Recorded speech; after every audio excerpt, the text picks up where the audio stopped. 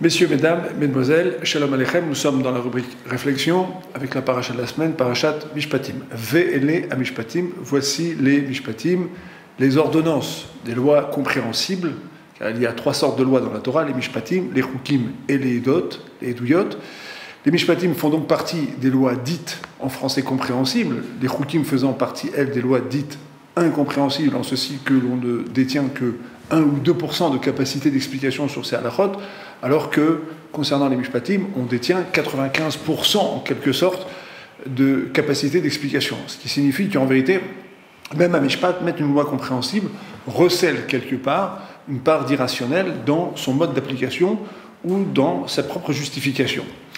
Mais nous n'allons pas nous arrêter sur ce point pour cette semaine. Nous allons partir sur un Midrash qui se trouve dans Shemot Rabbah et qui raconte que lorsque Akadosh Baruch Hu a donné la Torah à Am Israël, eh bien, ce don-là est comparé au mariage de la fille d'un roi avec un prince. Et le roi, s'adressant au prince, lui dit « Tu as pris ma fille, donc qui maintenant est devenue ta femme. Te dire de rester ici, je ne peux pas le faire, et te dire que je veux la garder, je ne peux pas non plus le faire. Donc, ce que j'accepte, c'est donc maintenant que tu partes. Mais ce que je voudrais simplement, c'est que partout où tu iras, tu fasses une petite place pour moi. » Et le Midrash continue en disant que c'est exactement ce qui s'est passé au Har Sinaï, lorsque Dieu va s'adresser aux Israël et leur dit « La Torah, vous l'avez prise, je vous la donne. Mais évidemment, vous dire de ne pas la prendre, ça m'est difficile puisque je vous l'ai donnée. Et vous dire que je voudrais qu'elle reste en quelque sorte ici, on va dire géographiquement au pied du Har Sinaï, ou en tout cas que vous restiez dans une dimension de proximité absolue avec moi, c'est déjà plus compliqué. Par conséquent, tout ce que je vous demande, c'est partout où vous irez avec la Torah, de faire un endroit qui sera donc dévolu, réservé à ma présence. Faites-moi un Mikdash, Ve'asuli Mikdash. Il y a dans ce Midrash ici une petite invraisemblance. Il n'y a aucun rapport ici entre le don de la Torah et cette fille du roi qui se marie avec un prince. Car effectivement, lorsque le roi marie sa fille avec un prince, c'est évident qu'elle va partir, elle quitte le palais, elle rentre dans une autre maison. Ce qui n'est pas le cas pour la Torah. La Torah nous a été donnée, mais elle reste en quelque sorte liée à Kadosh Baruch Hu. Quel est donc le parallèle qu'il y a entre cet exemple du roi et de sa fille et la Torah qui est donnée à Am Israël? Ouais, c'est bon ici.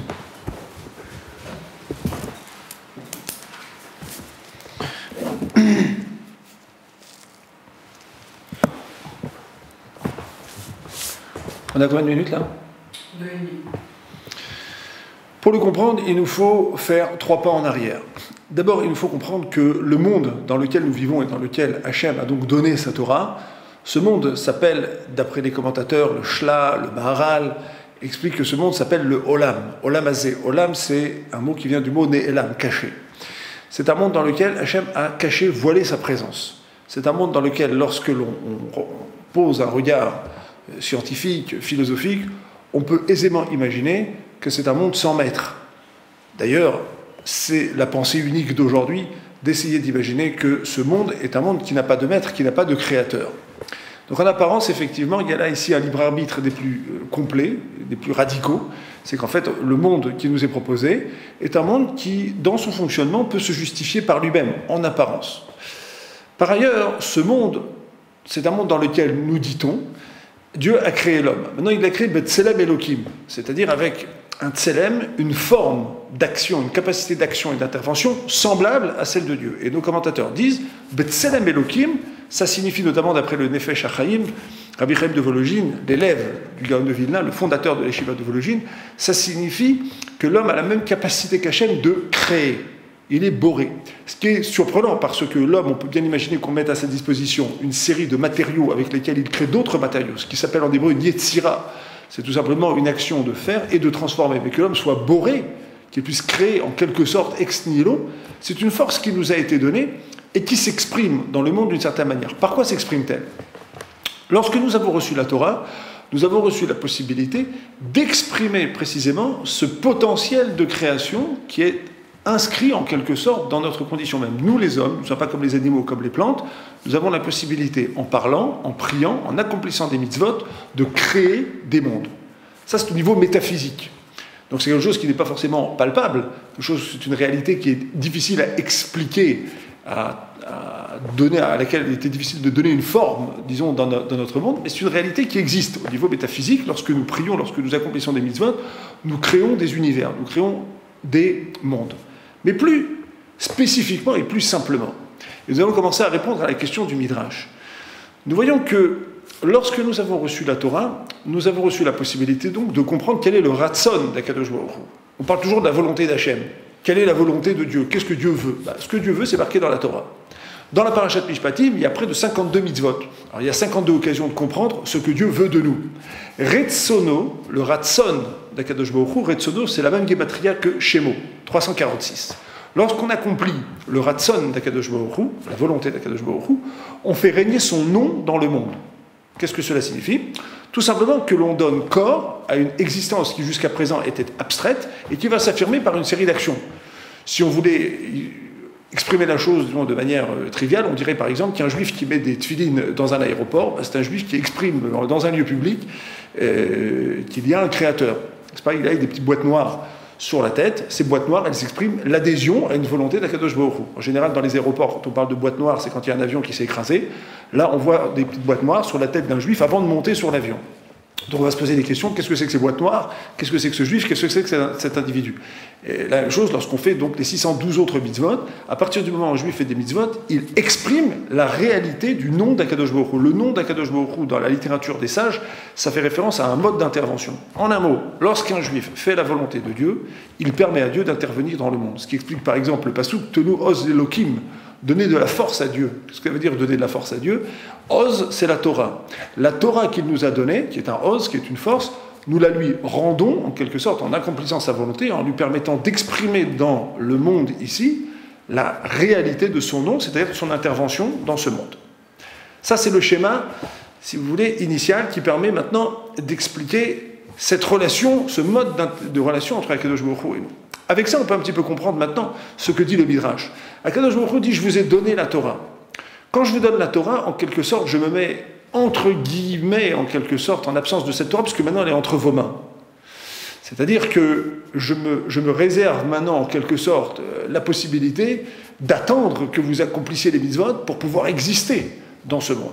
Et à partir du moment où nous faisons le Ratson d'Akadosh Baruch Hu, où nous faisons ce qui est marqué dans la Torah, alors effectivement, nous l'emmenons avec nous dans chaque endroit, dans chaque mitzvah, dans chaque lieu, dans chaque temps où nous allons accomplir ces mitzvot, nous allons faire un mikdash. C'est quoi le mikdash dont on parle ici? Le mikdash, c'est un lieu de jonction entre les mondes spirituels et les mondes matériels. Quand on venait au Beth Amikdash, on ne pouvait pas ne pas reconnaître la présence du Créateur. Il y a 5 kinyanim, 5 acquisitions d'Akadosh Baruch Hu dans le monde, nous disent les maximes de nos pères, les Pirkei Avot. Marqué là-bas notamment que le Beth Amikdash est une de ces traces d'acquisition. Ab Israël, la Torah, Eretz Israël, et également Avraham Avinu. Quand on regarde ces individus, ces lieux, ces gens, on ne peut pas ne pas voir ici qu'il y a un créateur. Leur destin, leur fonctionnement montraient de manière visible qu'il y avait ici un dessein, qu'il y avait ici un créateur qui agissait derrière les voiles de l'histoire. Alors c'est exactement la même chose. Vasuli Mikdash, vous allez faire ma volonté, c'est-à-dire que vous allez devenir des individus un peu paradoxaux. Par exemple, vous allez chercher la bracha dans le fait de moins travailler. Vous allez chercher l'argent dans le fait d'en donner dans la tzedaka. Toute la possession, tout l'enrichissement va venir du fait justement, on travaille moins et on est en apparence moins riche. Ce sont des paradoxes. Toute la kedusha, toute la sainteté, toute la joie, tout l'épanouissement va venir du fait que parfois, entre guillemets, on se prive. C'est-à-dire qu'on oriente nos comportements selon certaines lois qui, en apparence, défient cette volonté de précisément se donner du plaisir. Car le plaisir, très souvent pour certains, c'est de faire tout et n'importe quoi. Et la Torah vient dire non. Le plaisir et l'épanouissement se trouvent justement dans les 4 coudées de l'interdit et dans les 4 coudées de la halakha. Donc on va devenir des individus paradoxaux. On va affirmer le Ratson d'Akadosh Baruch Hu, on va affirmer son nom, on va affirmer qu'il y a ici un mode d'intervention dans l'histoire, un mode de comportement qui est extrêmement particulier, qui s'appelle la Torah. Dieu dit, je vous ai donné ça, ben, j'attends les mitzvot que vous allez faire. Mais comme vous allez les faire, alors vous allez m'emmener avec vous un petit peu partout. Je vais être avec vous en chaque endroit où vous ferez des mitzvot, et donc mon shem, mon nom, va se réaliser. Ce midrash est amené ici dans cette paracha de Mishpatim. La paracha de Mishpatim, paracha un petit peu particulière. Il y a près de 52 mitzvot qui sont donc ordonnés dans cette halakha. Le Midrash nous dit que les Aseret Adibrot, c'est-à-dire la révélation du Har Sinaï, elle a eu lieu, mais elle a été précédée de Mishpatim, et elle a été suivie de Mishpatim. C'est-à-dire que Dieu a a ordonné au Bnei Israël donc l'accomplissement d'un certain nombre de mishpatim, et après avoir donné les Aseret HaDibrot, les 10 commandements qui renferment toute la Torah, il a à nouveau donné en détail, ou pas, c'est une discussion entre les commentateurs, en tout cas il a à nouveau donné des mishpatim. Quelle est la particularité des mishpatim? Lorsque la Torah a été donnée dans le monde, ne pas tuer, ne pas voler, ne pas humilier, n'était pas une chose évidente. Les esclaves, que ce soit dans l'Antiquité mésopotamienne, dans l'Antiquité cananéenne, dans l'Antiquité grecque, des sous-citoyens, pour ne pas parler des étrangers. L'amour de l'étranger, le respect de l'étranger, le respect de l'autre n'étaient pas du tout des valeurs acceptées. On dit aujourd'hui que si les mishpatim n'avaient pas été donnés, on aurait bien pu les inventer tout seul. À la vérité, c'est un mensonge.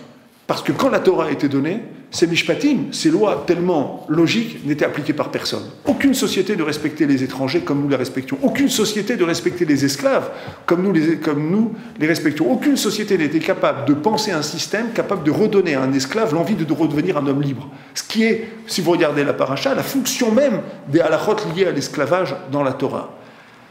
Il y a donc ici un paradoxe du point de vue historique. Il est faux de dire que les mishpatim sont naturels, car lorsque la Torah a été donnée, ils n'étaient pas naturels. Mais il est encore plus faux de le dire aujourd'hui.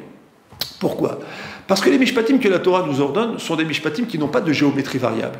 Lorsque la Torah nous dit que nous devons respecter l'étranger, ce respect, il est absolu.